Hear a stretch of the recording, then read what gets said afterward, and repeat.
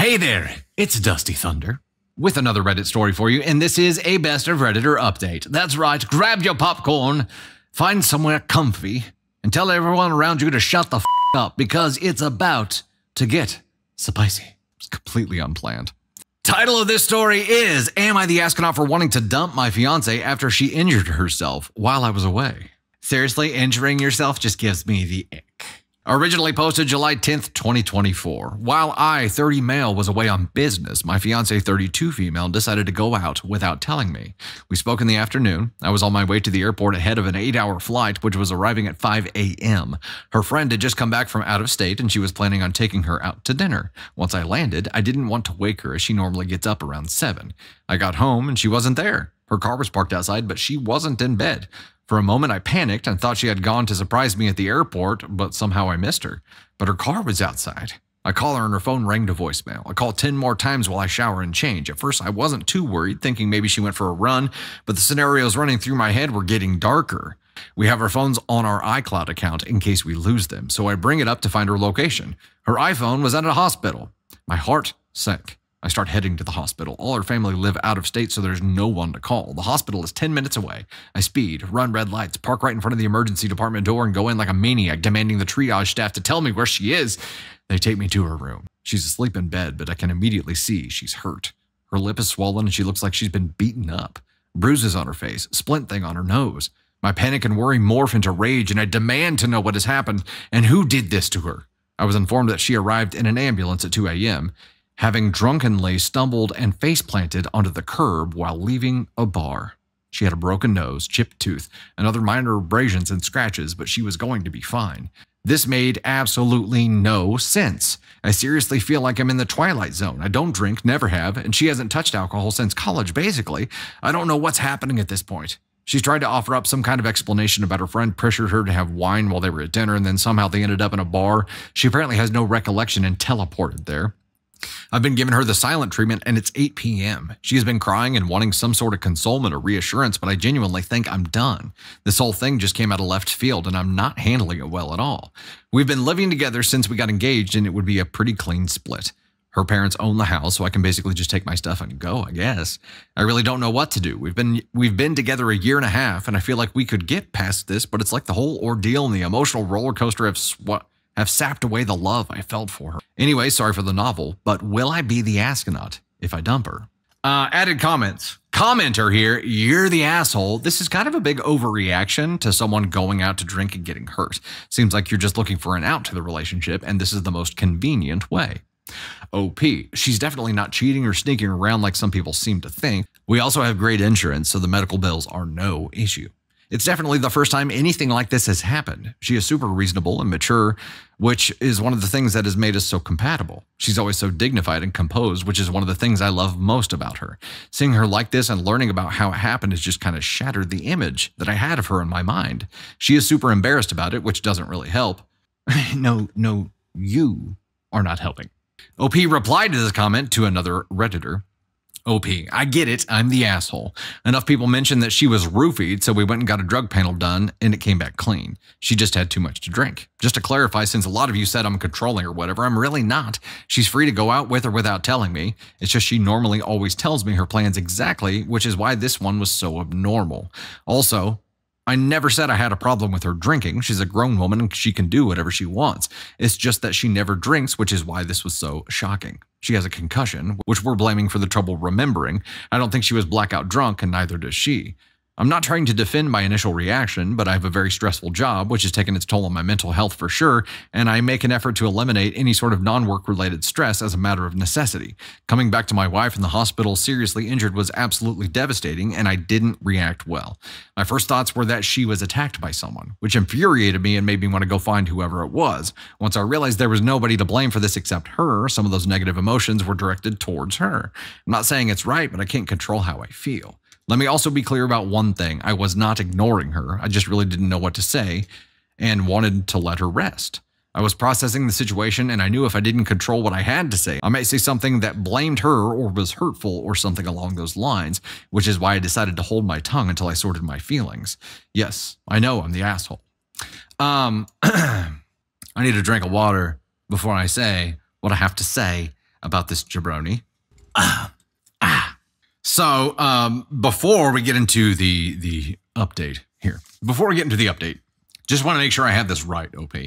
So she's always so dignified and rock solid and unshakable. And that's why you're so compatible, because any non-work related stress is not allowed in your life. Let me also clarify that you are engaged to this woman, as in intending to marry this woman, as in intending to speak the words for better or worse to this woman and attach yourself to her for the rest of your life. Those are all the facts, correct? Those are facts. Those are facts. I understand feeling like it is my personal responsibility to be a protector for the safety of my family. I feel that, right? And maybe it's some kind of pre-marriage, pre-family, like you want to protect your partner, so he was mad that he couldn't be there. He was mad that he couldn't protect her. I understand that feeling, but that's a self feeling. That's an angry at yourself kind of feeling. He is mad at her for not communicating what she was doing so he knew what was going on. And I understand being in the dark. She's in the dark right now too, because she doesn't remember any of this stuff. But it was a accident. She had an accident. Watch, you could go hunt down some footage and it's probably a curb that was broken or too high or something. There was some kind of obstruction. What if somebody stuck out a broom handle as she walked by and that's how this happened? Are you still mad at her? It was an accident. Your anger is misplaced here, but it's a bigger issue for me. It's a bigger issue for me because you're not allowing her to be human. When you marry someone, you are marrying the most human side of them. She's gonna poop. It happens. She's gonna kick you out of the house whenever she does it, but it happens, okay? She's gonna fall. She's gonna get hurt. She's gonna say stupid things. She's gonna have bad breath sometimes in the morning. Like she's human, man. You don't want a partner in life, though. You want someone to fill a role like a hired actress that is not allowed to introduce any stress into your life. My man, if you are not allowing any non-work related stress in your life, you do not need to be getting married. I will tell you this right now. You don't. Stay single, because you're human too. And you're going to have your own bullshit. But if you're the only one that's allowed to have any kind of bullshit in this relationship, it's not a relationship. You have to be willing to carry other people's stress. You have to be willing to carry other people's drama, other people's pain. You have to be willing to take this whole person, including whatever bullshit they may go through for their entire life. That's what you are marrying. You are not marrying the unshakable statue of your wife that you can come home to and she doesn't produce any more stress in your life. That's not what you're marrying. I understand you feeling upset. I think the way that you have let this feeling beam out of you in word vomit directed at her, which, by the way, I also understand holding your tongue and trying to process what you're going to say rather than just blurting whatever it is you're going to say. I respect that. But you're acting pissed off at her, even though you don't know what to say, and I understand that. You're acting pissed off at her in the hospital while she's sitting in a hospital bed with a nose splint on, bandages on, like on an IV drip, trying to remember what the happened, and the only person that's there to support her is pissed at her and won't really talk to her. If you were in this position, sir, if you happen to be in this position, and this is how the person who said they wanted to love and marry you and care for you for better or worse forever for the rest of your life, if this is how that person treated you, how would you feel about that person afterward? You've chosen to end your relationship. You have chosen to end your engagement. I don't think you're going to get the chance to call this thing off, man. I think she's going to beat you to it here, man. I don't think you're ready for a relationship. That's the bottom line. You're not. You're not ready. You're not ready. Here's the update by OP in the comments. She broke off the engagement.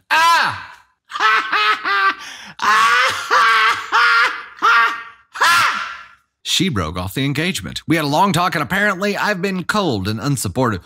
Apparently. I disagree, but whatever. And she feels betrayed by my attitude, ?